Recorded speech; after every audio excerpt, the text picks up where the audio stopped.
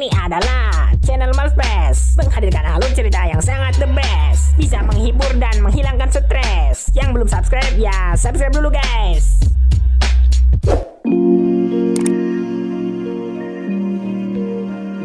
Halo kawan-kawan berangan, welcome back with me Sam. Siap menghibur kalian hari ini. How are you today kalian? Semoga sehat-sehat dan bahagia selalu. Tanpa berlama-lama langsung saja. Inilah Snowpiercer Season 3 episode 7.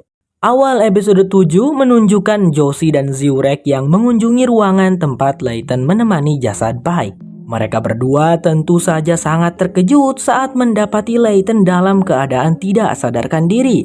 Dan ketika Josie memeriksa, nadinya Layton sangat lemah. Segeralah Layton dibawa pada Bu Janet dan langsung diberikan perawatan. He just wouldn't wake up.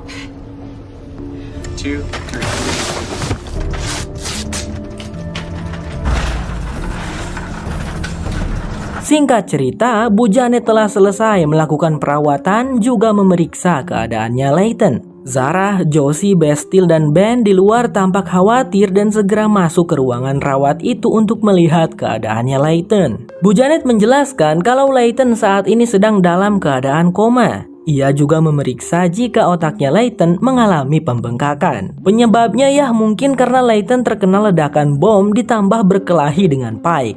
Layton kemarin kan mendapatkan serangan yang cukup serius tuh dari Pike. Tak ada yang bisa mereka lakukan selain berdoa dan menunggu Layton siuman. Layton harus punya jiwa yang kuat untuk bisa bangun dari komanya. Tapi kemungkinan besar dan terburuknya adalah Layton bisa saja meninggoy. Begitu jelas Bu Janet.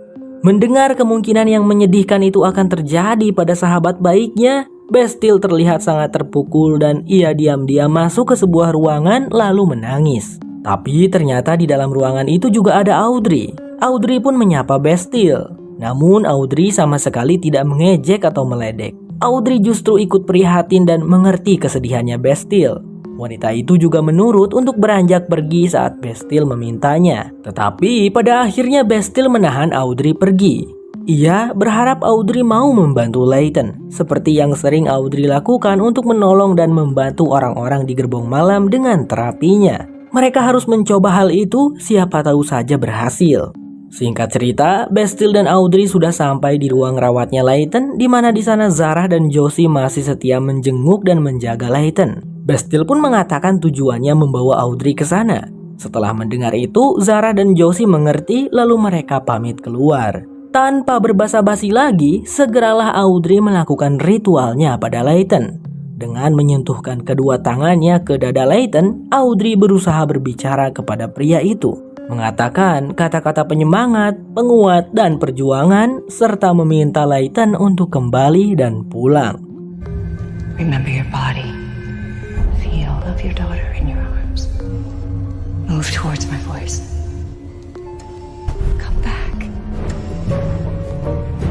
Dan scene pun memperlihatkan sisi Layton saat ini. Layton terbangun di ruang engine yang kondisinya terlihat berbeda. Layton mencoba memanggil Ben atau Alex, tapi tak ada. Pria itu lalu keluar dari ruangan tersebut.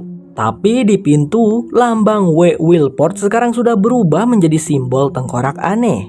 Lalu tiba-tiba saja dua orang tidak dikenal menangkap Layton, kemudian membawa Layton ke sebuah ruangan. Wah, ini sebenarnya ada apa? Protes Layton.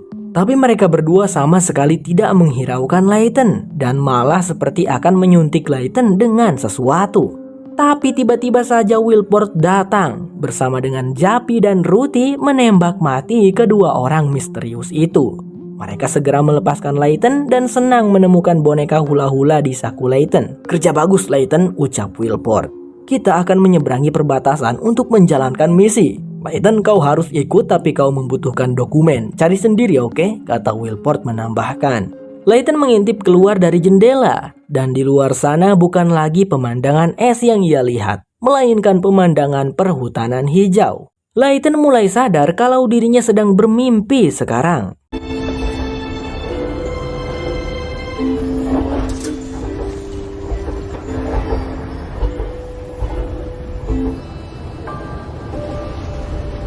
Come on, let's go. You with me?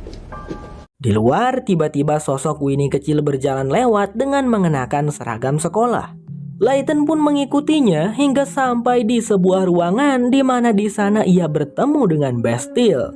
Ketika menyapa wanita itu, Layton langsung diberitahu untuk hati-hati. Karena ini bukanlah mimpi, kau sedang sekarat Layton, ucap Bastille. Layton pun tampak berusaha ingin terbangun, namun Bastille memberitahu jika itu adalah sia-sia. Di sini Bastille adalah ahli perpustakaan. Jadi ia mengetahui semuanya, termasuk Layton yang baru saja tiba di sini. Bastille berkata, "Jikalau kau ingin terbangun dari dunia isekai ini, maka kau harus menemui penduduk ekor dan bertemu dengan bos ekor." Layton lalu bertanya pada Bastille di manakah ia bisa mendapatkan dokumen untuk menyeberangi perbatasan. Bastille lalu mengantarkan Layton ke tempat kediaman si pembuat dokumen palsu. Dan wanita itu hanya mengatakan semoga berhasil kawan, setelah itu pergi.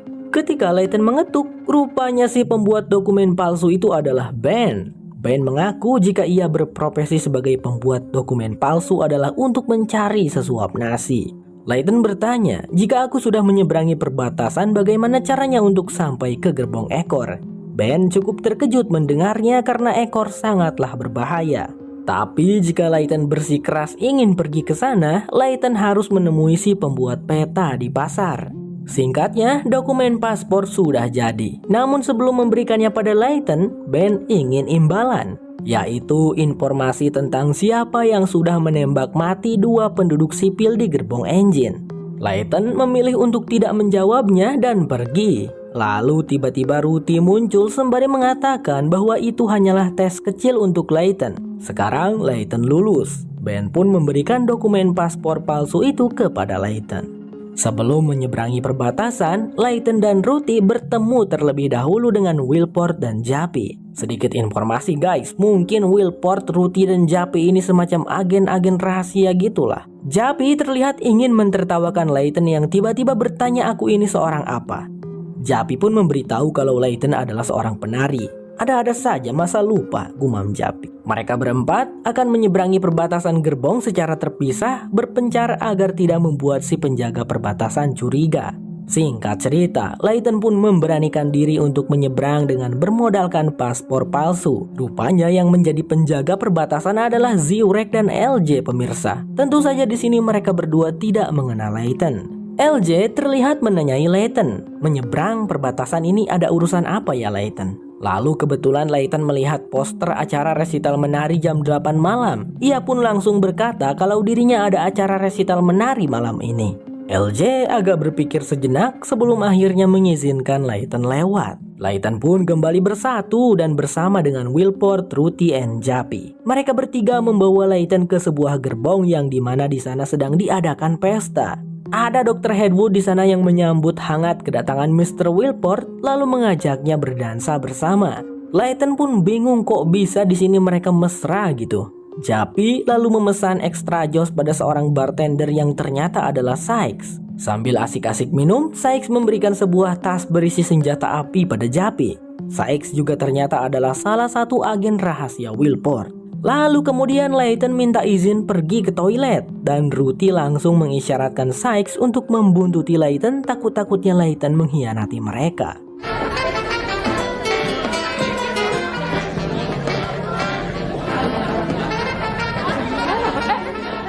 Setelah berkeliling pusing kanan pusing kiri menyusuri pasar sambil menghindari buntutan dari Sykes, akhirnya Layton pun menemukan kedainya si pembuat peta. Ternyata Zarah pemirsa, dan lagi-lagi tentu Zarah tidak mengenal Layton.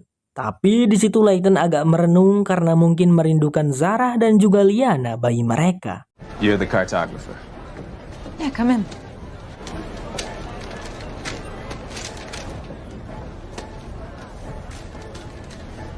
The tail. Setelah mengatakan tujuannya yang ingin pergi ke ekor, Zarah lalu menunjukkan sebuah peta kereta Snowpiercer yang berbentuk angka 8 guys, atau infinite. Dimana yang bisa saya lihat itu ekor keretanya seperti tergigit termakan oleh kepala kereta. Entah bagaimana konsepnya saya pusing memikirkannya. Tapi belum sempat Layton berbicara banyak dengan Zarah, Jappy dan Sykes tiba-tiba datang lalu membawa paksa Layton. Wilport dan Ruthie juga muncul. Mereka mengancam Layton agar jangan melakukan tindakan yang mencurigakan lagi atau mereka akan membunuhnya. Namun Layton tahu itu tidak akan terjadi karena kalian membutuhkan diriku kan? Kalau tidak kenapa repot-repot membawaku sejauh ini, ungkap Layton. Wilport menjawab, ya kami membutuhkanmu dalam rapat. Hanya itu, setelah itu selesai kau boleh pergi. Oke, baiklah, jawab Layton. Singkat, mereka berempat lalu menuju ke suatu gerbong tempat di mana Wilport akan melakukan perdagangan ilegal. Dan setelah sampai, ternyata kliennya adalah Pak Rossi dengan Alexandra sebagai asistennya.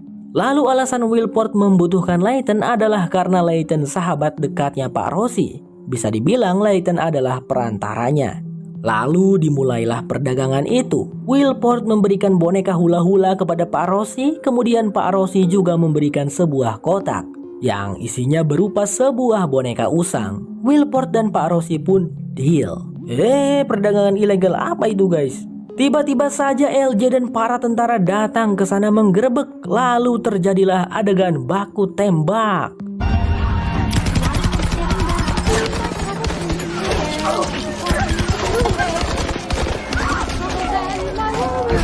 This may seem impossibly improbable.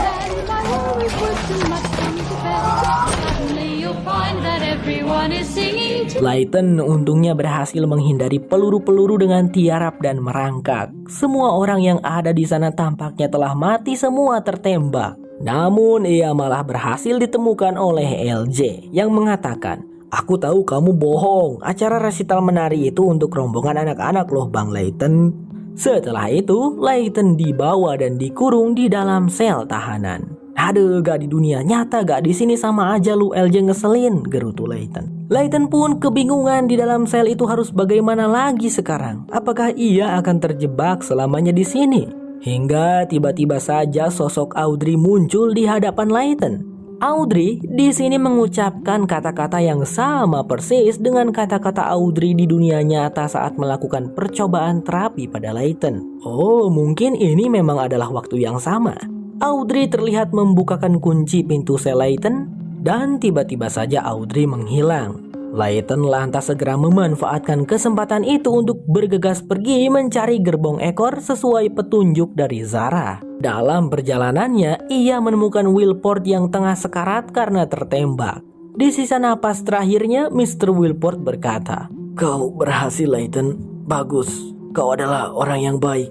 Teruskanlah, karena kau hampir sampai di ekor." Lalu Wilport memberikan boneka usang hasil perdagangannya dengan Pak Rossi, sembari menyuruh Layton untuk menghadiahkan boneka itu kepada bos ekor. "Semoga berhasil, Layton," ucapnya. Layton lalu melanjutkan perjalanan dan singkat cerita sampailah Layton di ekor. Ada seorang wanita yang berjaga di tempat itu. Ia adalah Josie. Sebelum diizinkan masuk, Josie memberikan sebuah teka-teki kepada Layton. Ada yang lari, ada yang memburu. Sembunyi atau curang tetap bertemu. Aku ada kini, dahulu, dan nanti. Siapakah aku? Layton sempat berpikir sejenak, kemudian ia mendapatkan jawaban, yaitu kematian. Ya, jawaban benar. Josie pun membukakan pintu, lalu mengantarkan Layton ke tempat bos ekor berada. Namun setelah sampai, anehnya Layton kali ini bertemu dengan seseorang yang tidak pernah ia kenal. Seorang gadis yang memimpin Snowpiercer. Siapakah dia? Dan alangkah terkejutnya Layton saat mengetahui nama gadis itu adalah Liana, putrinya Layton. My little soul.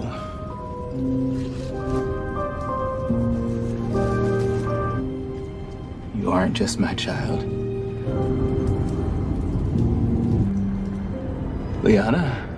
Liana menyuruh Layton untuk membuka boneka yang dibawa oleh Layton. Dan setelah dibuka, ternyata isinya adalah bom.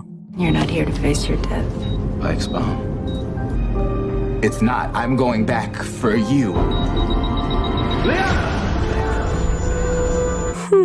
Apakah Mr. Wilport dan geng di dunia antah berantah ini sengaja memberikan boneka berisikan bom untuk menjatuhkan dan membunuh pemimpin Snowpiercer saat ini, yaitu Liana? Tapi ya, jangan repot-repot dipikirin kawan-kawan. Orang cuman dunia anehnya Layton yang sedang koma kok.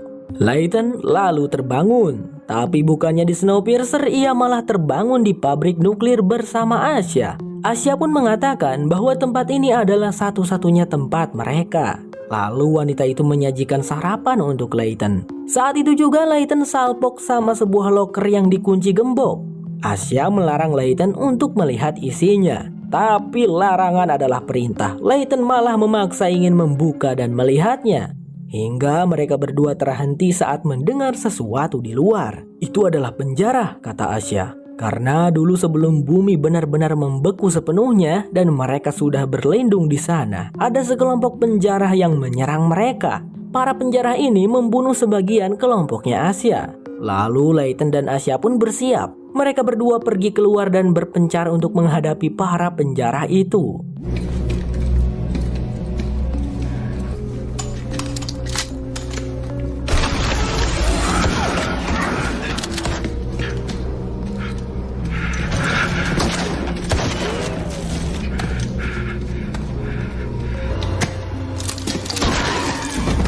Setelah berhasil membunuh satu penjara, Layton pun mencari-cari keberadaan Asya. Hingga tiba-tiba Layton diserang oleh salah satu penjara lainnya. Dan terjadilah pergelutan yang sengit di sana. Layton cukup kewalahan. Tetapi untungnya ada Asya yang datang menolongnya. Kemudian setelah mereka berdua selesai mengatasi para penjara, Asya pun menyerah dan memberikan kunci gembok loker kepada Layton. Ya, kalau kau keras kepala ingin tahu apa isinya silakan, kata Asya. Dan setelah dibuka, ternyata di dalam loker itu terdapat sebuah foto pohon darah naga. Jadi bisa kita simpulkan kalau Layton sebenarnya tidak mendapatkan vision atau penglihatan. Melainkan pohon darah naga yang Layton lihat justru berasal dari loker milik Asya.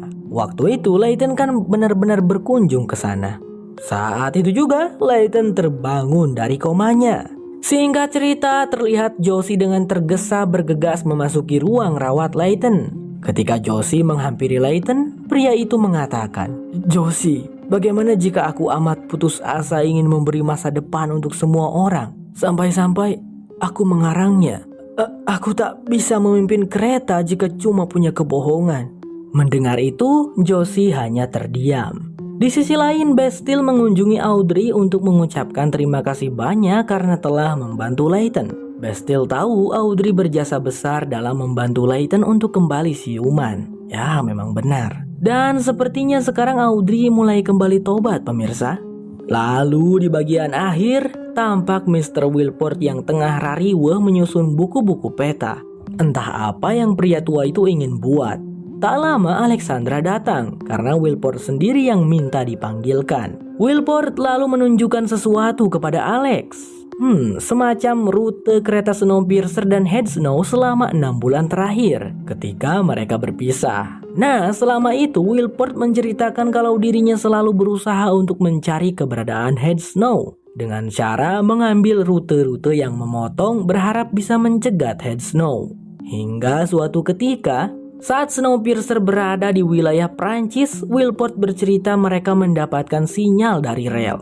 Kukira itu kalian, tapi setelah kuperiksa tak ada tanda-tanda dari Head Snow waktu itu, ungkap Wilport. Ya memang karena kami tidak pernah ke sana, jawab Alex. Dan Wilport pun mengatakan, jika itu bukan kalian, bagaimana jika itu adalah Melanie? Snowpiercer bersumbang. Kalau kamu suka dengan channel ini, jangan lupa pencet subscribe ya teman-teman. Sampai jumpa lagi di episode berikutnya. Bye-bye.